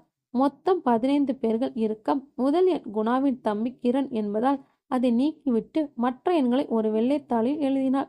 ட்ரூ காலர் மூலம் 14 எண்களின் பெயர்களை அந்த வெள்ளைத்தாளில் எழுதினாள். ஏற்கனவே வாங்கி வைத்திருந்த புது சிம்மை தன் அலைபேசியில் போட்டு முதலில் ஒரு எண்ணிற்கு அழைத்தாள். ரிங் போனது, எடுக்கப்பட்டது. Doctor Valsan here. Sorry sir, இந்த நம்பர் என் பிரதர் நம்பர் நினைச்சு போட்டுட்டேன். இட்ஸ் ஓகே சொன்னவர் வைத்துவிட அடுத்த நம்பரை முயன்றாள். 5 பேரிடம் இதே போல் பேசியவளுக்கு எந்த முடிவிற்கும் வர முடியவில்லை. எல்லோருமே டீசெண்டாக தான் இருக்கிறார்கள். இந்த ஐடியா கண்டிப்பா நடக்காது போல் இருக்கிறதே. மனம் நொந்தபடி அர்ச்சனா மீண்டும் அடுத்த எண்ணை முயன்றாள். அர்ச்சனா அந்த எண்ணை முயற்சி செய்யும் போதே வேண்டாம் அர்ச்சனா என ஆசா வீறிட்டாள். ஆசாவின் கதறலில் அர்ச்சனா நிலை குலைந்தாள். ஆசா, நீ எங்க இருக்க? உன் கூட பேசுறதுக்காக உனக்கு வெளியில வந்தேன். குரல் மட்டும் அர்ச்சனாவிற்கு கேட்க, ஆசா எதுக்கு வேண்டான்னு சொல்ற? யார் அது? உனக்கும் என்ன பகை? உன்னோட கதை என்ன? உன்னை பத்தி எனக்கு எதுவுமே தெரியாது. யார் நீ? படபடப்பில் அர்ச்சனா மொத்தமாய் கேட்டாள். கொஞ்ச நேரம் மௌனமா இருந்த ஆசா அர்ச்சனாவின் பதட்டமான முகத்தை பார்த்தாள். தன் கதையை சொல்ல ஆரம்பித்தாள். பிறந்து 2 வருஷத்திலேயே அம்மா செத்துட்டாங்க. அப்பா 6 மாசத்துல வேற கல்யாணம் பண்ணிக்கிட்டாரு. சித்தி என் மேல ரொம்ப பாசமா இருப்பாங்க. சித்திக்கு குழந்தை இல்லை. என்னை அவங்களோட சொந்த பொண்ணா பார்த்துக்கிட்டாங்க. என்னை படிக்க வைக்க அப்பாவுக்கு பெருசா ஆர்வம் இல்லை. ஆனா சித்தி வற்புறுத்தி என்னை காலேஜ் வரைக்கும் படிக்க வச்சாங்க. நாங்க இருந்த இடம் சோழவந்தான். ஸ்கூல் படிச்சது சோழவந்தான்ல. அதுக்கப்புறம் ஃபாத்திமா காலேஜில் பிஎஸ்சி ஹோம் சயின்ஸ் பண்ணேன். நான் காலேஜில் செகண்ட் இயர் படிக்கும்போது தான் அவனை பார்த்தேன். என் பின்னாலேயே வருவான். எதையோ பேசுறதுக்கு ஆர்வம் இவனோட கண்ணில் இருக்கு. ஒரு நாள் என் வீட்டுக்கு போகும்போது என் முன்னால் வந்து நின்னுட்டான். எனக்கு உள்ள படபடப்பா போயிடுச்சு. எதுக்காக நிற்கிறான்னு ஒரு எண்ணம், கண்டுக்காம போயிடுன்னு இன்னொரு எண்ணம், யாராச்சும் பார்த்துட்டாங்கன்னு என்ன பண்றதுன்னு பயம். இது எல்லாத்தையும் மீறி அவனுக்காக நின்னுட்டேன். என் பக்கத்துல வந்தான். ஆசா அவன் கூட கொஞ்சம் பேசணும். அவன் சொல்லும்போது எனக்கு அவன் சொல்றதை கேட்கணும்னு தோணுச்சு. அவனை இதுநாள் வரை என் வாழ்க்கையில் நான் பார்த்ததே இல்லை. ஆனாலும் என்னன்னே தெரியல, அவன் கூட பேசுறதுக்கு எனக்கு பிடிச்சிருந்துச்சு. என்ன பேசணும்னு கேட்டேன். நாளைக்கு சாயங்காலம் மீனாட்சி அம்மன் கோயிலுக்கு வான்னு சொன்னான். என்னால வர முடியாது, கிளாஸு கட்டடிக்க மாட்டேன்னு சொன்னேன். ஆனா அவன் ஒன்றும் சொல்லலை. என்னை பார்த்து சிரிச்சிட்டு போயிட்டான். அன்னைக்கு மத்தியானம் நான் காலேஜுக்கு போகல. சாயங்காலம்னு சொன்னானே தவிர டைம் சொல்லாமல் போயிட்டான். அதனால 2 மணிக்கெல்லாம் போயிட்டு கோயிலேயே இருந்தேன். நேரம் ஆக ஆக எனக்கு பயமா இருந்துச்சு, ஒருவேளை வரமாட்டானோன்னு. என்ன நினைத்து எனக்கே ரொம்ப ஆச்சரியமா இருந்துச்சு. நான் ஏன் இப்படி இருக்கேன்? யார் அவன்? 4-5 தடவை பார்த்துருப்போம், அவ்வளவுதானே. இதுக்கு மேல காத்திருக்க வேண்டாம்னு முடிவு பண்ணேன். திரும்பி போகலாம்னு நினைச்சேன். ஆனா என்னால முடியல. கொஞ்ச நேரத்தில் அவன் என் முன்னாடி வந்தான். ஒண்ணுமே பேசாம என்னை பார்த்து சிரிச்சான். நானும் சிரிச்சேன். ஆசா, சொல்லுப்பா, என்னால் நம்ப முடியல. என்னாச்சுப்பா? என்ன நம்ப முடியல? இந்த 3 மாசம் நான் நானாவே இல்லை. என் அருகில் இருந்தபடி வருண் சொன்னான். நானும் தான் புன்னகைத்தபடி அவனை பார்த்தேன். தொப்பி தூக்கி பாறை, கொடைக்கானல். குளிர் ஊடுருவி கொண்டிருந்த ஒரு மாலை நேரம். முதல் முறையாக என் வாழ்க்கையில் நான் வெளியே தங்கிய ஒரு நாள் இதுதான். என் அப்பாவிடம் சித்தியிடம் வகுப்பு தோழி ஒருத்திக்கு கல்யாணம் என்று போய் சொல்லிவிட்டு வந்துவிட்டேன். அதற்கு காரணம் இருக்கிறது. இன்னும் 2 நாட்கள் சென்றால் வருண் சென்னை சென்று விட்டு வருவதற்கு 3 வாரங்கள் ஆகும் என்று சொல்லியிருந்தான். வருண் ரிப்போர்ட்டர், ஒரு ஆஃபீஸில் ரிப்போர்ட்டராக இருந்தான். ஆரம்ப கட்டங்களில் சில பத்திரிகைகளில் வேலை பார்த்துவிட்டு அவன் எழுதிய கட்டுரைகளில் நெருப்பாய் இருந்ததை கண்ட ஆசிரியர்கள், இப்படியெல்லாம் எழுதினான், நமக்கு தொல்லைகள் வந்துவிடும், நேக்கு போக்காய் எழுத கற்றுக்கொள் என்று சொல்ல, பத்திரிகைகள் ஜனநாயகத்தை காக்க பாடுபட வேண்டும், சர்வாதிகாரத்திற்கு பயப்படக்கூடாது என்று சொன்னவன் சில பத்திரிகைகளை ராஜினாமா செய்து பார்த்தான். எல்லா பத்திரிகைகளும் ஒரே போல் இருக்க எந்த பத்திரிகைகளும் வேலை செய்யாது சமூகத்தில் நடக்கும் கொடுமைகளை தனியாக கவர் செய்தான். அதை பற்றி பத்திரிகைகளுக்கு கொடுப்பதும் தொலைக்காட்சிகளுக்கு அனுப்புவதுமாய் இருந்தான். அவன் அனுப்பும் பல கட்டுரைகளில் ஒன்று மாற்றப்பட்டு பிரசுரப்படும், இல்லையில் அவை ஏற்கப்படாது. அதை பற்றி அவன் கவலை கொள்வதில்லை. அவன் மனசாட்சி சொல்வதை கேட்டபடி வாழ்க்கையை நடத்தி கொண்டிருந்தான். சில பத்திரிகைகள் வருண் எழுதிய கட்டுரைகள் சம்பந்தப்பட்ட அரசியல்வாதிகளிடம் காட்டி அவர்களின் வளங்களை பெருக்கிக் கொண்டதும் உண்டு. ஆசாவை கண்ட வருண் அவரிடம் தன் மனதை இழந்து விட்டான். மீனாட்சி அம்மன் கோவிலில் நடைபெற்ற முதல் சந்திப்பிலேயே வருண் அவன் யார், என்ன வேலை செய்கிறான், அவன் சொந்த பந்தம் ஏது என்று எல்லாவற்றையும் சொல்லிவிட்டான். வருணின் நேர்மையும் வெளிப்படையான தன்மையும் ஆசாவை வெகுவாக கவர்ந்தன. அதே சமரசம் செய்யாத அவன் குணம் மட்டுமே கொஞ்சமாய் அவளை பயமுறுத்தி வைத்தது. ஆசா, குளிர் ஜாஸ்தியா இருக்கு, ரூமுக்கு போலாமா வருண் கேட்டான். ஓகேப்பா என எழுந்தாள். என்னவோ தெரியவில்லை, என் மனம் மிகவும் மகிழ்ந்திருந்தது. என் வருண் என்னுடன் இருக்கும் தருணங்களில் எல்லாம் இப்படிதான் என் மனம் என்ன காரணம் என்று தெரியாமலே மகிழும். குளிர்காற்று மேனியை தழுவ உள்ளத்திலும் குளிரடித்தது. இருவரும் எங்களின் ரிசார்ட்டை அடைந்தோம். இளம் மஞ்சள் விளக்குகள் ஒரு அரண்மனையை நினைவுபடுத்தின. உள்ளே சென்றோம். வருண் தடிமமான ஒரு கம்பளி எடுத்து போத்தி கொண்டான். அவனையே பார்த்தேன். என்ன அப்படி பார்க்குற? வருண் கேட்க புன்னகைத்தேன். நிஜமாவே நீ என்ன லவ் பண்றியா? ஏண்டி அப்படி கேட்குற? பின்ன என்ன, இவ்வளோ குளிர் பக்கத்தில் நான் இருக்கும்போது போர்வை எடுத்து போத்திக்கிற? நான் சொல்ல அவன் சிரித்தான். நீ என்னை லவ் பண்றியா என வருண் கேட்டான். ஆம் என்று தலையசைத்தேன். அப்போ போர்வைக்குள்ளவா என சொன்னவன் என்னையே பார்க்க, என்னவன் நீ, என் நேசத்திற்கு முழுமையான பொருள் நீ. நீ அழைத்தும் நான் வராமல் இருப்பேனா என் மனதில் எண்ணிக்கொண்டேன். என் வருணுக்காக போர்வைக்குள் நானும் சென்றேன். அப்போதும் தயங்கியவனை நானே என்னுடன் இழுத்து அழைத்து கொண்டேன். என் வருணின் சுவாசம் நானும் சுவாசித்தேன். எப்போது தூங்கினோம் என்று தெரியாமல் தூங்கியிருந்தோம். எனக்கு விழிப்பு வந்து பார்க்கும்போது நன்கு விழுந்திருந்தது. வருண் இன்னும் தூங்கி கொண்டிருந்தான். ஹீட்டர் போட்டு குளித்தும் உடை மாற்றி வெளியில் வந்தேன். என் மனதில் ஒரு நிறைவு, ஒரு மகிழ்ச்சி, ஒரு பரவசம், இன்னும் என்னென்ன உணர்வுகள் இருக்குமோ அவை யாவும் இருக்க வருண் எழ காத்திருந்தேன். அப்போது அழைப்பு மணி அடித்தது. மணிச்சத்தம் கேட்டு எழுந்த வருண் யார் என்று பார்க்க முனைந்த என்னை தடுத்துவிட்டு அவன் கதவை திறந்தான். வெளியில் ஒருவர் வேஷ்டி சட்டையில் நின்றிருந்தார். முகம் கலங்கி இருந்தது. யாருங்க நீங்க? யாரு வேணும் உங்களுக்கு? தம்பி, நீங்க வருணா? ஆமா, நான் வருண் தான். உங்களுக்கு என்ன வேணும்? உங்ககிட்ட கொஞ்சம் பேசணும் தம்பி.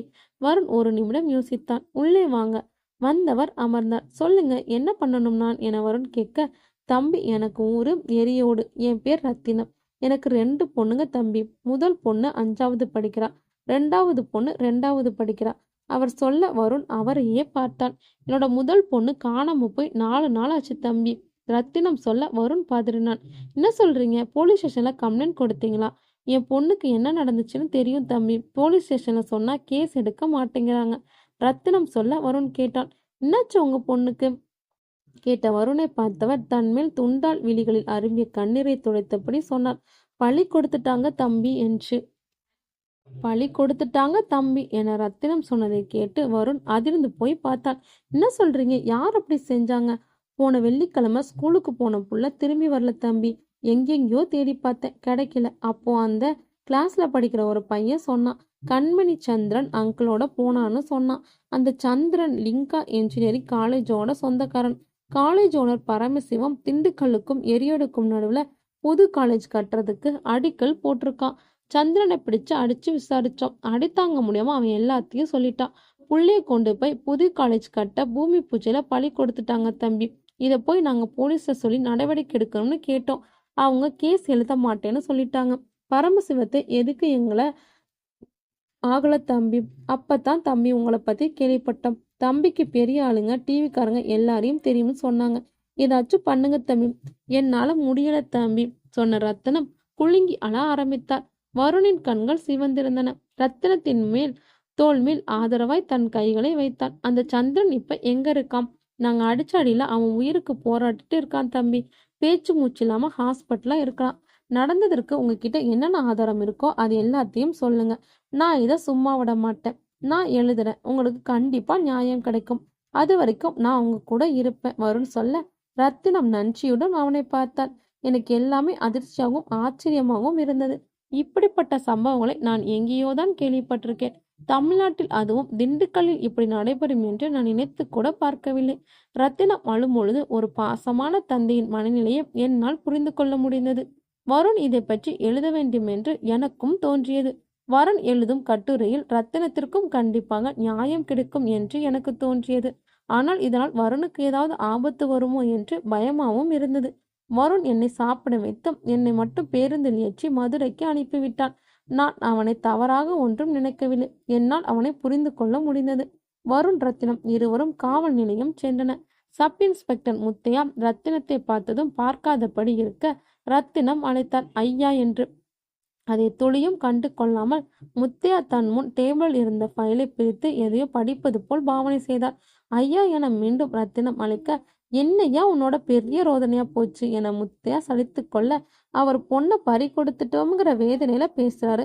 அது உங்களுக்கு ரோதனையா இருக்கா எஸ்ஐ சார் என வருண் கேட்க, நீ யாரையாம் பெரிய இவ மாதிரி கேட்க வந்துட்ட? என்ன சொல்றீங்க? அது சொல்லுங்க சார். இவர் பொண்ணை காணோம்னு கம்ப்ளைண்ட் கொடுத்திருக்கிறார். நீங்க இது வரைக்கும் என்ன பண்ணியிருக்கீங்க? விசாரிச்சுட்டு இருக்கோம். எஃப்ஐஆர் காப்பி கொடுங்க சார் வருண் கேட்க அவர் திணறினார். அந்த ஆளை முதல்ல புகார் ஒழுங்கா கொடுக்க சொல்லியா? பொண்ணு காணாம போச்சுன்னு அதை மட்டும் தான் சொல்லணும். அதை விட்டுட்டு அவன் மேல சந்தேகம், அவன் இப்படி பண்ணான்னு ஆதாரம் இல்லாம சொல்லிட்டு இருக்கான் சொன்ன முத்தையாவை புன்னையுடன் ஏறிட்டான் வருண். யார் மேல சந்தேகம்னு பாதிக்கப்பட்டவங்க சொல்றாங்களோ அவங்கள விசாரிக்க வேண்டியதானே உங்க கடமை, இல்லைங்களா எஸ்ஐ சார் கேட்ட வருணை கடுப்பாய் பார்த்த முத்தையா, இப்ப என்ன பண்ணணும்னு சொல்ற? உன் இஷ்டத்துக்கெல்லாம் என்னால டான்ஸ் ஆட முடியாது. 2 பேரும் வெளியே போங்க, எனக்கு வேலை இருக்கு சொன்ன முத்தையாவை பார்த்து புன்னகைத்தான் வருண். அந்த வேலை இருக்கணும்னு நீங்க ஆசைப்பட்டீங்கன்னா இந்த கேஸ முறையா விசாரிங்க என வருண் சொல்ல முத்தையா ஆத்திரமானார். உன்னால என்ன பண்ண முடியுமோ பண்ணிக்கோ, இப்ப வெளியே போ என முத்தையா சொல்ல வருண் ரத்தினம் இருவரும் வெளியே வந்தனர். தம்பி, நம்மளால இவனுங்கள ஒண்ணுமே பண்ண முடியாதா? ரத்தினம் நொந்து போய் கேட்க, நீங்க கவலைப்படாதீங்க, இவங்க பேசினது எல்லாம் இங்க இருக்கு என்றபடி தன் சட்டையின் பட்டனை காட்டினான் வருண். தம்பி இது என ரத்தினம் திகப்பாய் பார்க்க, இது பட்டன் கேமரா, அவன் பேசியது எல்லாமே ரெக்கார்டா இருக்கு, இதுவும் ஒரு ஆதாரமா வச்சுக்கிறேன் சொன்ன வருண் தொடர்ந்தான். ரூம்ல நீங்க என்கிட்ட சொன்னது நான் ரெக்கார்ட் பண்ணல. உங்க பிரச்சனை என்னன்னு திரும்ப என்கிட்ட முதல்ல இருந்து சொல்லுங்க, நான் ரெக்கார்ட் பண்ணிக்கிறேன். கண்மணியோட கிளாஸ்மேட் அந்த பையன் வெளிப்படையான உண்மையை சொல்வானா? அப்படி சொல்ற மாதிரி இருந்தா நம்ம சைடு வெரி ஸ்ட்ராங்கா இருக்கும். ஹாஸ்பிட்டலுக்கு போயிட்டு அந்த சந்திரனையும் கவர் பண்ணணும் என வருண் சொல்ல ரத்தினம் தலையாட்டினான். சூப்பர் வருண், இந்த வீடியோ போதும், எக்ஸலண்டா கவர் பண்ணிருக்க, டிஆர்பி எகுரும் சொன்ன மல்ஹோத்ராவை அசிங்கமாய் பார்த்தான் வருண். ஒரு சின்ன பொண்ணை நரபலி கொடுத்துருக்காங்க சார். இதுல நீங்க டிஆர்பி பத்தி பேசுறது மனசுக்கு ரொம்ப கஷ்டமா இருக்கு. சென்டிமெண்ட் பார்த்தா பிஸ்னஸ் பண்ண முடியாது வருண் மல்கோத்ரா சொல்ல வருண் அமைதியாக நின்றார். சரி நீ கிளம்பு, நான் பார்த்துக்கிறேன். இன்னைக்கு ஈவினிங் பிரைம் நியூஸ்ல இதுதான் ஃபர்ஸ்ட். உங்க சேனல் வந்தாதான் கவரேஜ் கூடுதலாக கிடைக்கும். அந்த பெண்ணோட அப்பாவுக்கு நியாயம் கிடைக்கும் சார் என வருண் சொல்ல, டோன்ட் வரி, நான் தான் பார்த்துக்கிறேன்னு சொல்லிட்டேனே சொன்ன மல்கேத்ராவை இரு கைகள் எடுத்து கும்பிட்டு விடை பெற்ற வருண் வெளியேறினான். அவன் வெளியேறியதும் மீண்டும் அந்த வீடியோவை பார்த்த மல்கோத்ரா, ரொம்ப நல்லா எடுத்திருக்கான், வெரி நைஸ் தனக்குள் சொல்லிக்கொண்டு பரமசிவத்தின் அலைபேசி எண்ணை அவரின் கல்லூரியின் இணையதளத்தில் பார்த்து டயல் செய்தான் மல்கோத்ரா. ரிங் போய் எடுக்கப்பட்டது. ஹலோ பரமசிவம் ஹியர், நான் மல்கோத்ரா பேசுறேன், sky TV chairman. S Paramasivam, உங்ககிட்ட ஒரு டீல் பேசணும். மல்கோத்ரா பரமசிவத்திடம் சொல்ல பரமசிவம் திகைத்தார். என்கிட்ட என்ன டீல் பேசணும்? நீங்கள் என்ன பண்ணீங்கன்னு என்கிட்ட ஆதாரப்பூர்வமாக சிடி இருக்கு. நீங்கள் என்ன சொல்கிறீங்கன்னு புரியல. பரமசிவம் சொல்ல, ரத்னம் யாருன்னு தெரியுமா? ரத்னமா? அது யாரு? பரமசிவம், நீங்கள் விஷயத்தோட விபரீதம் புரியாமல் பேசுகிறீங்க. என்ன விஷயம்னு தெளிவாக சொல்லுங்க. ஒரு சின்ன பொண்ணை நரபலி கொடுத்துருக்கேன், ஒரு 2வது காலேஜ் கட்ட. மல்கோத்ரா சொல்ல மறுமுனையில் பரமசிவம் சிரித்தார். யார் நீ? எதையோ பேசிட்டு இருக்கா. நான் எப்போ 2வது காலேஜ் கட்டினேன்? ஒரு காலேஜ் மெயின்டைன் பண்ணவே என்னால் முடியல, அதுவும் நரபலின்னு வேற பேசுகிறா. பரமசிவம் சொல்ல மல்கோத்ராவிற்கு ஆத்திரம் அதிகமானது. இன்னைக்கு சாயங்காலம் நியூஸில் நான் அதை போடுறேன், என்ன ஆகும்னு பார்த்துக்கோ. சாயங்காலம் நியூஸில் நீ என்ன வேணாலும் போட்டுக்கோ, இப்போ ஃபோனை வை. பரமசிவம் ஃபோனை வைத்துவிட மல்கோத்ராவிற்கு ஆத்திரத்தில் புருவங்கள் துடித்தன. எவ்வளோ திமிரா பேசுகிறான் ராஸ்கல். சாயங்காலம் நியூஸில் போட்டு விட வேண்டியதுதான், அவன் வழிக்கு வரமாட்டான். மல்கோத்ராவிற்கு கொஞ்சம் விஸ்கி தேவைப்பட்டது. ராயல் சேலஞ்ச் பாட்டிலை எடுத்தவர் ஃப்ரிட்ஜை திறந்து குளிர்பானத்தை எடுத்தான். கண்ணாடி டம்ளரில் 2ஐயும் கலந்தான். எடுத்து அப்படியே வாயில் ஊற்றிக்கொண்டான். இன்னொரு முறை கூட எடுத்துக்கொண்டான். கொஞ்சம் மனம் அமைதியானது. மது அவரின் மனதிற்கு ஓய்வளித்தது. கொஞ்ச நேரம் தூங்க வேண்டும் போல் தோன்ற சோஃபாவில் சாய்ந்து உறங்க ஆரம்பித்தார். எவ்வளவு நேரம் அப்படி உறங்கினார் என்பது தெரியாமல் உறங்கியவர் தன் அலைபேசியின் சத்தம் அடிப்பது கேட்டு எழுந்தார். யார் என்று பார்த்தார். வருண். சொல்லு வருண். சார், ஒரு சின்ன நியூஸ் அப்டேட். என்ன சொல்லு? பரமசிவம் செத்துட்டார். என்ன என்ன சொல்ற நீ என அதில்தான் மல்கோத்ராவிற்கு தூக்க கலக்கம் முற்றிலுமாக போய்விட்டது. வருண், இப்ப நீ எங்க இருக்க? உங்க ஆபீஸ்க்கு கீழே இருக்கேன், உடனே என்னுடைய சாம்பருக்கு வா. எஸ் சார் என பரமசிவம் எப்படி இறந்திருப்பார்? இயற்கையாவா இல்ல செயற்கையாவா? ஆனால் ஏதோ ஒன்று அவரை கொன்றுவிட்டது. அழைப்பு மணி அடக்கம். S come in. வருண் நுழைந்தான். அவனைத் தொடர்ந்து ரத்தினமும் இன்னொருவனும் நுழைந்தன. மூவரை மல்கோத்ரா திகைப்பாய் பார்த்தன. இவங்க என்றபடி இருவரையும் கண்களால் காட்டிய மல்கோத்ரா இழுக்க, இவர்தான் ரத்னம் சார், வருண் சொன்னான். அருகில் நின்றவனே, இவன் கணேஷ் சார், என் நண்பன். சாரி வருண், விஷயத்த சொன்னான். மல்கோத்ரா சொல்ல ரத்தினம் புன்னகைத்தான். எதுக்கு சார் சாரி? கேட்ட ரத்தினத்தை ஆச்சரியமா பார்த்த மல்கோத்ரா, உங்க பொண்ணு தானே என்று இழுக்க, என்னோட 2 பொண்ணுங்களும் வீட்டில் சந்தோஷமா இருக்காங்க ரத்தினம் புன்னகையோடு சொல்ல மல்கோத்ரா திகைத்தார். வருண், இங்க என்ன நடக்குது? ஒருத்தர் ரொம்ப நாளா நியூஸ் சேனலை கையில வச்சுக்கிட்டு அவன் சொல்றது தான் நியூஸ், அவன் காட்டுவது தான் நாட்டில் நடக்குதுன்னு எல்லாரையும் நம்ப வச்சு விளையாடினான். அவன்கிட்டே கொஞ்சம் விளையாடி பார்க்கலான்னு தோணுச்சு, அதுதான் இது. வருண் புன்னகையுடன் சொன்னான். புரியல, இப்ப புரியும் பாரு சொன்ன வருண் ஏற்கனவே சிடி கொடுக்க வந்திருந்த போது அங்கே வைத்துவிட்டு வந்த பென் கேமராவை எடுத்தான். கணேஷிடம் இதை லேப்டாப்பில் ரெக்கார்ட் செய்தவற்றை ஓடவிட்டான். பரமசிவம், உங்ககிட்ட டீல் பேசணுமே. மல்கோத்ரா சொன்னதும் அதன் பிறகு நடந்த உரையாடல்களும் தெளிவாக பதிவாகியிருந்தன. மல்கோத்ரா அதிர்ச்சியாக பார்த்தார். வரும், நீயா இப்படி? என்ன சார் பண்றது? எல்லாம் பாஸ் ஆர்டர். நீங்க எதுக்கு சார் அதிர்ச்சி ரியாக்ஷன் எல்லாம் கொடுக்குறீங்க? உங்களுக்கு அதெல்லாம் செட் ஆகாது வருண் சொல்ல மல்கோத்ரா தளர்ந்தார். கேட்டார், இப்ப என்ன உங்களுக்கு? நான் என்ன வேணும் கேட்க ரத்தினம் புன்னகைத்தார். மல்கோத்ராவின் முன் இருந்த பால் வினைல் சேரில் அமர்ந்தார். உனக்கு நைட்டு 10 மணி வரைக்கும் டைம் தரோம், 5 கோடி ரூபாய் கொண்டு வந்து கொடுக்குற. ரத்தினம் சொன்னதை கேட்டு மல்கோத்ரா அதிர்ந்தார். திடீர்னு அவ்வளோ பணம் எங்கிருந்து வரும்? வருண் அருகில் வந்தான். நான் உங்களை எதுவுமே கேள்வி கேட்க சொல்லலை சார், நாங்கள் சொன்னதை நீங்கள் செஞ்சாகணும். நீங்கள் பண்ணுறது அநியாயம், நியாயம் இல்லை. மல்கோத்ராம் சொல்ல, நீங்கள் மட்டும் என்ன பண்ணீங்க சார்? ஒரு சின்ன பொண்ணு நரபலிங்கிற விஷயத்தை வச்சு டீல் பேசி இருக்கீங்க. ஒரு நல்ல மனுஷனா நடக்காத விஷயம் ஒன்று நடந்ததா சொல்லி தற்கொலைக்கு தூண்டியிருக்கீங்க சொன்ன வருண் அவரின் அருகில் வந்தான். காதோடு சொன்னான், நாங்க தான் பரமசிவத்தை கொலை பண்ணோம், அவரை தூக்கு மாட்டிக்கிற மாதிரி. மல்கோத்ரா அதிர்ச்சி விலகாத விழிகளுடன் வருணை பார்த்து கொண்டிருந்தான். எதுக்குன்னு தெரியுமா? நீங்க தான் மிரட்டி தற்கொலை பண்ணி வச்சிட்டீங்க அப்படிங்கிறதுக்காக தான். ஒரு நிமிடம் இடைவெளி விட்ட வருண் தொடர்ந்தான். என்ன சார், பணம் வருமா வராதா? தரேன், தட்ஸ் குட். அந்த பெண் கேமரா கண்டிப்பா திருப்பி கொடுப்பேன். நீங்க எங்களை நம்பலாம். சரி சார், பணத்தை எங்க கொண்டு கொடுக்கணும்னு ஃபோன் பண்றேன் சொன்ன வருணின் அலைபேசி அடித்தது. கணேஷ் யார் என்கிற பார்வையில் பார்க்க வருண் ரகசியமா சொன்னா, பாஸ் பேசுறான்னு. ஹலோ சார், என்ன வருண், அவன் என்ன சொல்றான்? ஒத்துக்கிட்டான் சார், நைட்டு கொண்டு வந்து பணம் கொடுக்கறதா சொல்லியிருக்கான். ஓகே, அப்புறம் இன்னொரு விஷயம் சொல்லு வருண். பணம் தரேன்னு சொல்லி இருக்காரு, உயிரோட விடலாமா? வருண், எந்த காரணத்தை கொண்டும் யாருக்காகவும் ரத்தம் காட்டாதே.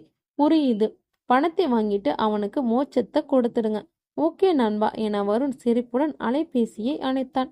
எதுக்கு அந்த நம்பருக்கு பேச வேண்டாம்னு சொல்ற நீ என அர்ச்சனா கோபமாய் கேட்க, ப்ளீஸ் வேண்டாம், அந்த நம்பர் வேண்டாம், வேற எந்த நம்பர் வேணாலும் ஃபோன் பண்ணு. சாரி ஆசா, நான் அந்த நம்பருக்கு கூப்பிட்டு தான் பார்ப்பேன். அர்ச்சனா தீர்க்கமான சொல்ல ஆசாவால் ஒன்றும் செய்ய முடியவில்லை.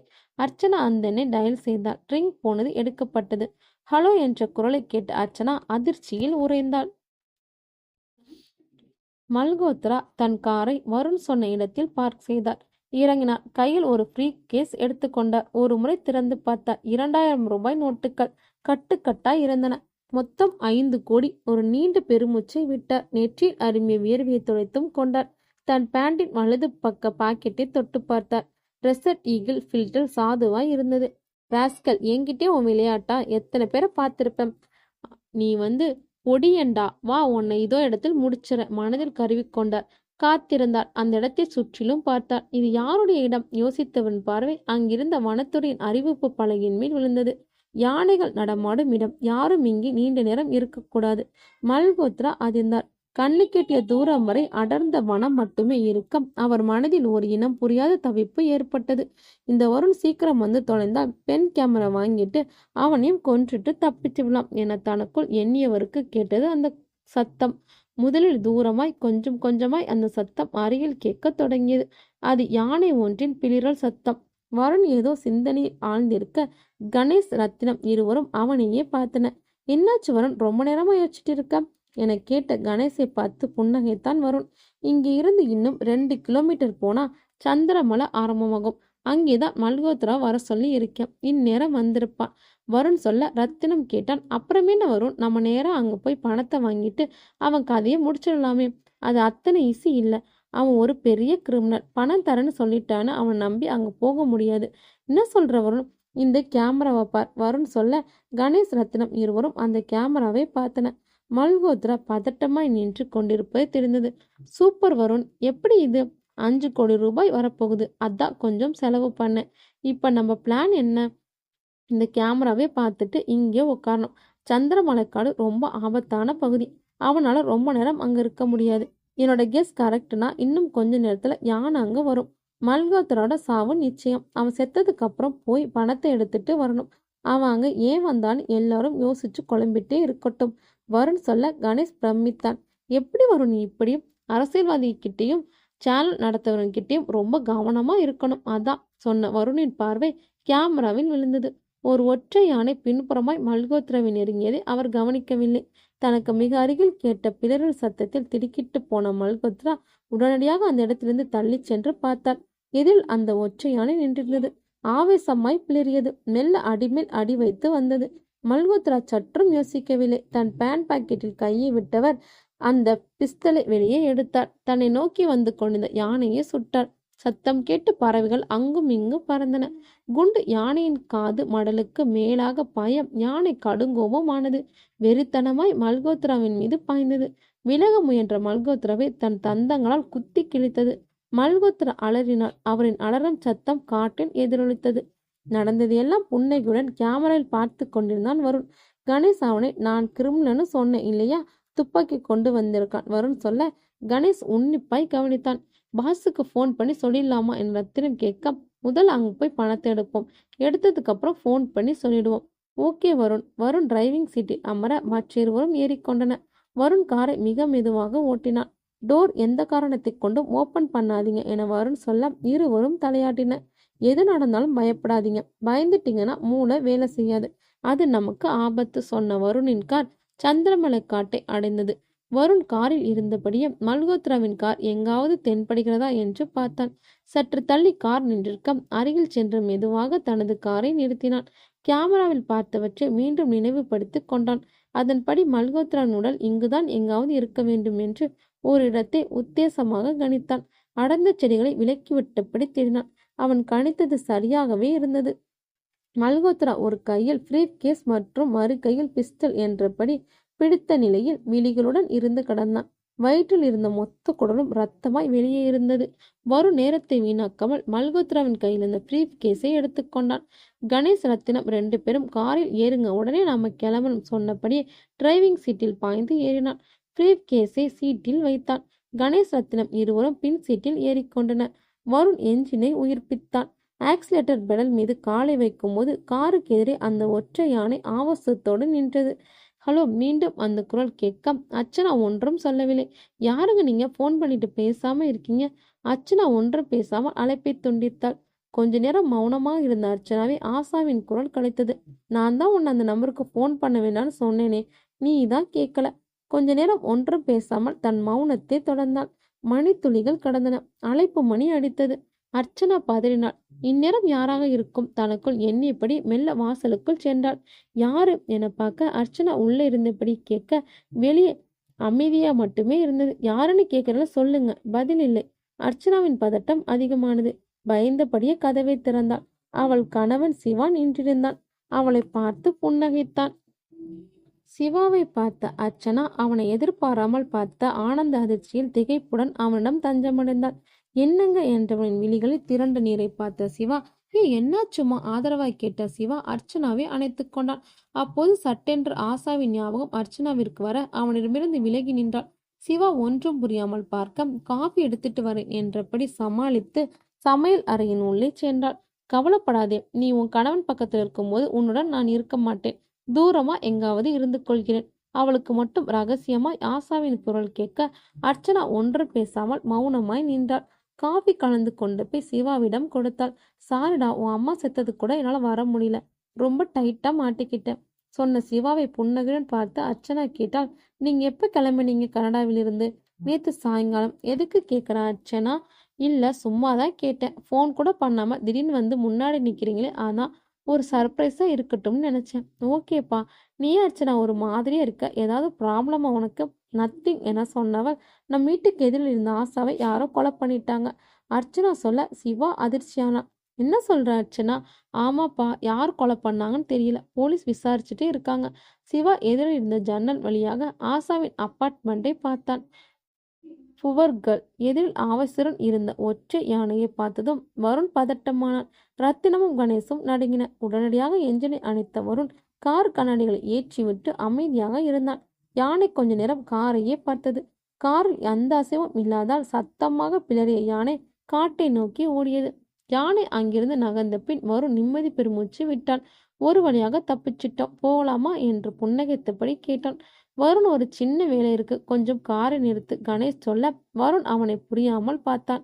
இங்கிருந்து நாம எவ்வளவுக்கு எவ்வளோ சீக்கிரம் கிளம்புறோமோ அவ்வளோக்கு அவ்வளோ நல்லது. யானை திரும்பி வந்துட போகுது சொன்ன வருணை புன்னகையுடன் பார்த்தான் கணேஷ். ஒரு 2 நிமிஷம் போதும். ஒன்றும் புரியாத வருண் காரை நிறுத்தினான். கணேஷ் இறங்க அவனை தொடர்ந்து ரத்தினமும் வருணும் இறங்கினார். சொல்லு கணேஷ், என்ன வேலை கேட்ட வருண் திகைத்தான். கணேஷின் கையில் ஒரு பிஸ்தல் முளைத்திருந்தது. என்ன பண்ற நீ? ரத்தினம் அவனை நம்ப முடியாத அதிர்ச்சியோட பார்க்க கொஞ்சமும் தயக்கமின்றி கணேஷ் ரத்தினத்தை சுட்டான். புல்லட் சரியாக ரத்தினத்தின் நெஞ்சில் பாய ரத்தினம் சரிந்து விழுந்தான். டே என வருண் கத்தினான். பாஸுக்கு உன் மேல நம்பிக்கை ஜாஸ்தி. நீ எப்படி வேலை முடிச்சிடுவன் ரொம்ப நம்பினார். அவர் நம்பினபடியும் நீ வேலையை முடிச்சிட்ட. நீ வேலையை முடிச்சதுக்கு அப்புறம் உனக்கு பரிசு கொடுக்க சொன்னாரு சொன்ன கணேஷ் புன்னகைத்தப்படு அதிர்ச்சியிலிருந்து விலகாத வருணை நெஞ்சில் சுட்டான். வருண் அப்படியே மடங்கி அமர்ந்தான். எல்லாத்தையுமே சரியா செய்யறதா பாஸோட பாலிசி. நாளைக்கு மல்கோத்ரா எப்படி அங்க வந்தான்னு விசாரிச்சு மொபைல் ஃபோன் மூலமா ட்ரேஸ் பண்ணா எப்படி உன்னை பிடிச்சிட்டு வாங்கன்னு பாஸுக்கு நல்லா தெரியும் சொன்ன கணேஷ் மீண்டும் ஒரு முறை வருணை நெற்றியில் சுட்டான். வருண் ரத்தினம் இருவரின் உடல்களையும் அடர்ந்த வனப்பகுதிக்குள் தள்ளிவிட்டான். தன் தொலைபேசியை எடுத்து டயல் செய்தான். மறுமுறை எடுக்கப்பட்டு, பாஸ் நான் தான், வேலை முடிஞ்சது, 3 பேரும் செத்துட்டாங்க. Very good pass. வருண் காதலி ஆசாவையும் முடிச்சிட்டுமா? வேண்டாம், அது சங்கர் கிட்ட சொல்லி இருக்கேன். சங்கர் இன்னைக்கு நைட்டு அவளை முடிச்சிடுவான். அவளை விட்டு வச்சா வருண் எங்கேன்னு பிரச்சனை பண்ணுவான். Yes boss. பேசி முடித்த கணேஷ் காரில் ஏறி அமர்ந்தான். உற்சாகமாய் விசில் அடித்தபடி காரை கிளப்பினான். அது காட்டு வழியில் சீறியபடி பயணித்தது. கொடைக்கானல். அர்ச்சனா சிவா தொப்பி தூக்கிய பாறையில் அமர்ந்திருந்தாள். சிவா, எவ்வளவு நாளாச்சு தெரியுமா நாம இங்க வந்து? அர்ச்சனா கேட்க அவளே காதுடன் பார்த்த சிவா தலையசைத்தான். ரொம்ப நாள் ஆச்சு. இன்னைக்கு உங்களுக்கு பிடிச்ச சாப்பாடு செஞ்சு கொண்டு வந்திருக்கேன். என்ன சாப்பாடு Archana? Vegetable fried rice, cauliflower kurma, பருப்பு பாயாசம். அசத்திட்டப்போ. என்ன விசேஷம் இன்னைக்கு? முதல்ல சாப்பிடுங்க, அப்புறமா சொல்றேன். அர்ச்சனா எல்லாவற்றையும் எடுத்து சிவாவுக்கு பரிமாறினான். சிவா சாப்பிட்டான். சாப்பிட்டு முடித்தவுடன் சொன்னான், செம்ம அர்ச்சனா, இன்னைக்கு மாதிரி என்னைக்குமே சாப்பிட்டதில்ல. அப்போ உங்களுக்கு முழு திருப்தி தானே? ஆமா, ஏன் கேட்குற? இன்னைக்கு நீங்க சாக போறீங்க. திரும்பி போகும்போது நான் மட்டும்தான் போக போறேன் வீட்டுக்கு.